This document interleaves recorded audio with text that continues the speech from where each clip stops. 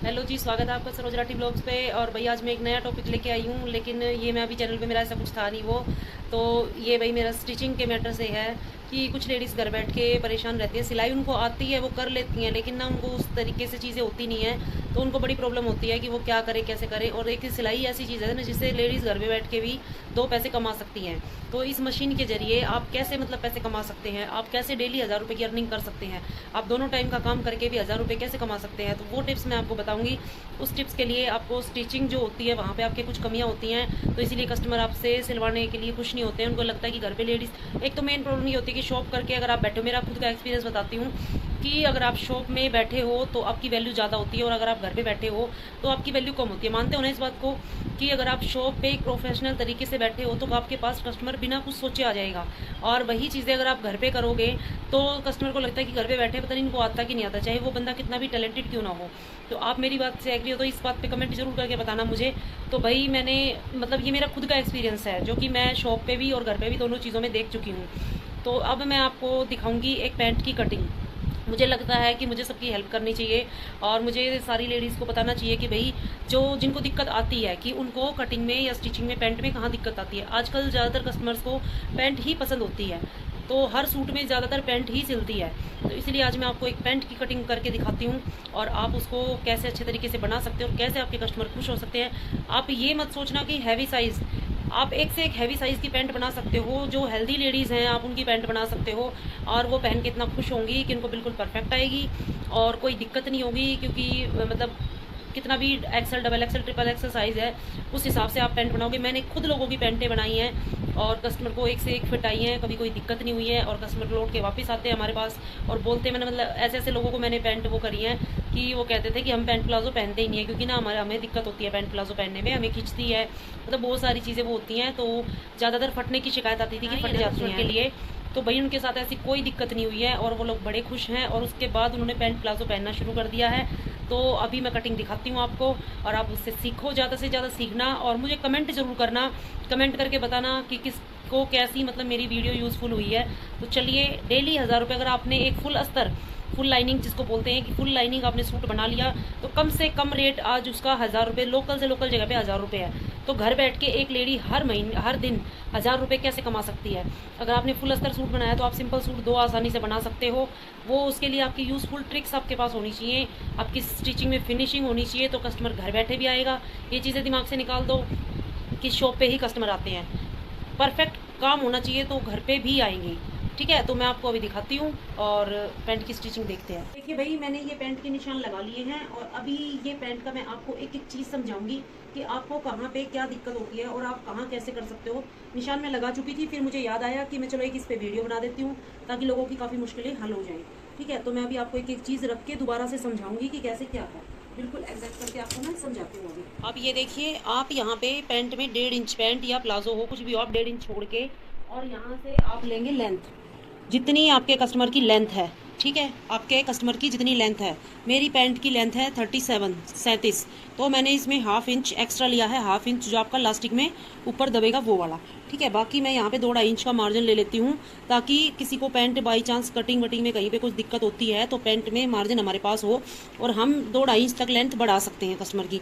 कभी कभी होता है कि कोई कपड़ा श्रिंक हो जाता है, कुछ हो जाता है, तो यहाँ एक्स्ट्रा लेना बहुत ज़रूरी होता है। आप 2 से 2.5 इंच लो कि कभी उसको लेंथ बढ़ानी होती है, तो ये यहाँ पे अंदर अलग से पट्टी जोड़ के हम बढ़ा सकते हैं।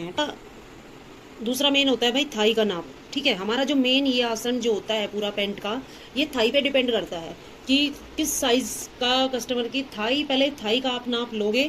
ठीक है, अब मान लो आप कि जैसे अब ये है इनका 15, ठीक है, अगर थाई है 27, तो आप कम से कम 3 इंच एक्स्ट्रा लोगे, 3 इंच एक्स्ट्रा, 30 थाई के हिसाब से आप उसको वो करोगे मेजर। मैं सीधा सीधा आपको हिसाब बता देती हूँ, आप या 30 के हिसाब से थाई लोगे। यहाँ पे आपने ये निशान लगा दिया 30 पे, तो एक इजी ट्रिक है और आपको समझने के लिए आसानी रहेगी।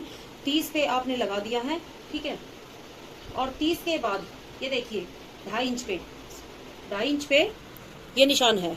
आप 30 में से 2.5 इंच ये कर देना, ये तो ये बाकी आपका रह जाएगा फ्रंट पल्ला। ठीक है, ये रह जाएगा आपका फ्रंट पल्ला। ठीक है, फ्रंट पल्ला बच गया इसमें 12 इंच का।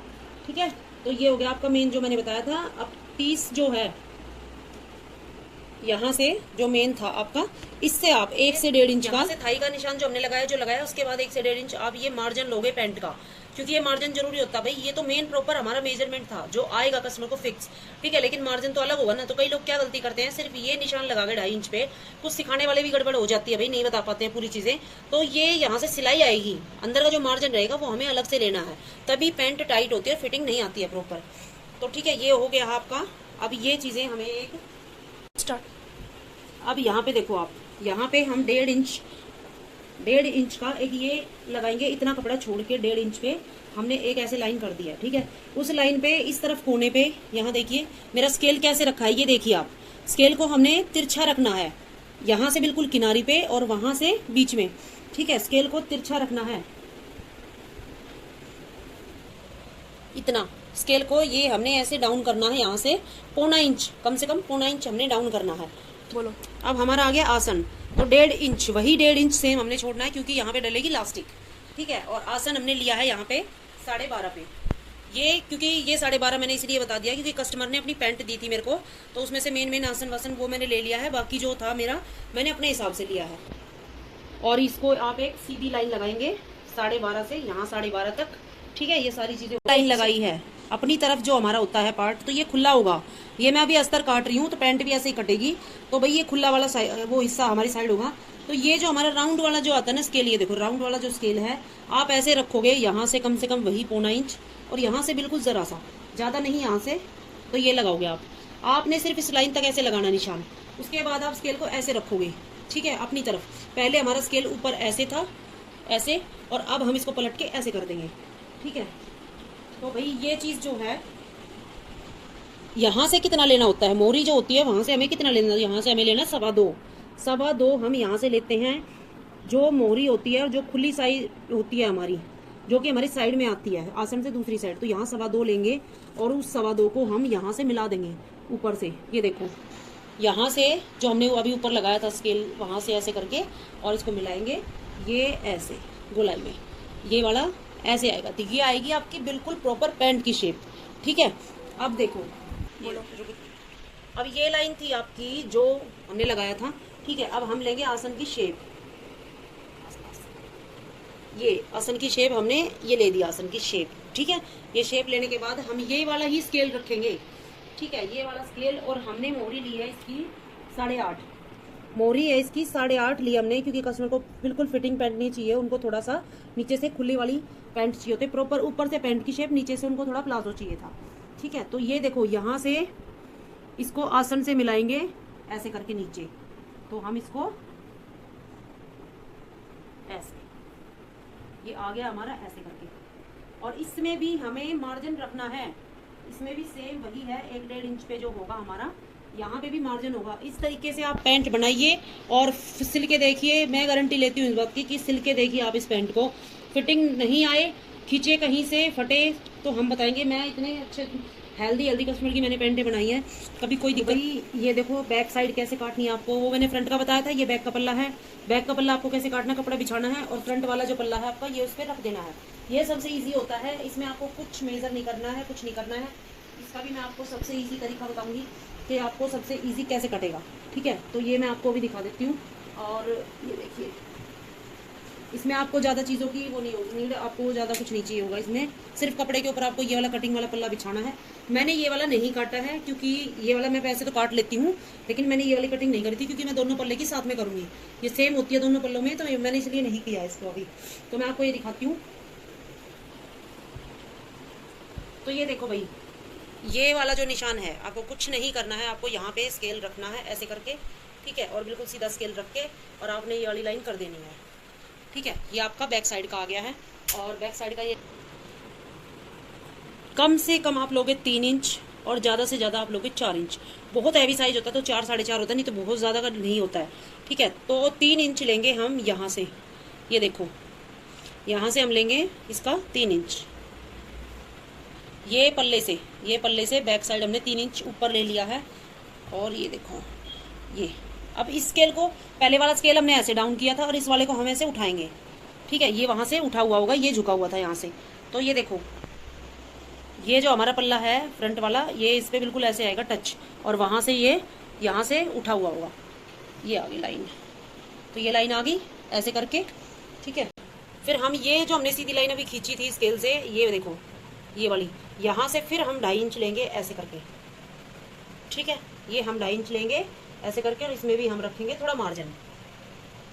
तो मेन हो गया हमारा टोटल 1.5 इंच के आसपास हमारा ये हो जाता है, 1.5-2 इंच के आसपास। और यहाँ से हम लेंगे कम, मतलब ज़्यादा नहीं लेते हैं यहाँ से। तो ये देखो ये हम लेंगे सिर्फ 1 इंच, वहाँ से बेशक रहे वहाँ से, लेकिन यहाँ से सिर्फ 1 इंच से ज़्यादा नहीं लेना यहाँ से, नहीं तो वो मोहरी ज़्यादा बड़ी हो जाएगी। सिर्फ ये वाला आपने निशान लगाना है, ये बस सिर्फ ये वाला आपने निशान लगाना है। ये लगाने के बाद आसन की सेम वही शेप देनी है इसमें। ये आसन की इसमें शेप आ गई है, और ये अभी इसको हम कर लेंगे कटिंग।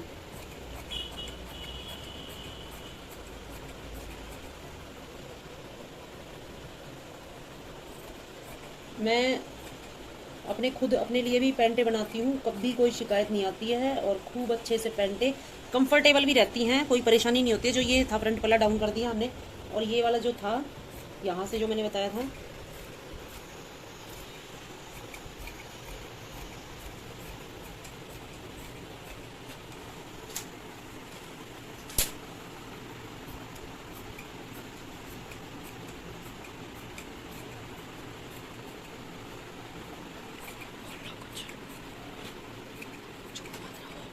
ये देखो ये हो गया है कटिंग, ठीक है।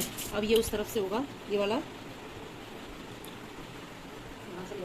पास रखियो, पास ताकि मैं ना दिख। ये देखो ये हमारा कट गया है। इतनी बैक पल्ला तो इतनी आसानी से कटता है, बस थोड़ा जो कन्फ्यूजन रहता है आपको वो फ्रंट पल्ले में ही रहता है। और फ्रंट पल्ले में भी अगर आपको कोई डाउट है, कुछ दिक्कत है, तो आप मुझे कमेंट करना, मैं आपके कमेंट के ऊपर वीडियो जरूर बनाऊंगी और आप लोगों को जरूर बताऊंगी। और ये वाली पैंट मैं आपको दिखाऊंगी भी, ये मैं भी किसी कस्टमर का ही बना रही हूँ भाई। कमेंट में कोई भी लगता है कि कोई दिक्कत आई है तो आप कमेंट जरूर करिए, फिर मैं आपके उस कमेंट के ऊपर दोबारा से वीडियो बनाऊंगी। और कोई भी आपको डाउट हो, कुछ समझ में ना आए, तो आप वीडियो, वैसे मैंने सारी चीज़ें क्लियर समझा दी हैं, अगर नहीं आता है तो फिर भी आप मुझे बताइए। मेन होता है थाई, जो मैंने बताया है, थाई में 3 इंच प्लस करके आप तब पैंट की यहाँ से ये चीज़ें आप तब करिए तो बिल्कुल अच्छे से आएगा। और डाउट अगर आपका कुछ होता है तो हम क्लियर करेंगे। और मिलते हैं अगली वीडियो में, तब तक चैनल के लिए सब्सक्राइब करिए, लाइक करिए और वीडियो को जरूर देखिए, बहुत काम की वीडियो आपके लिए।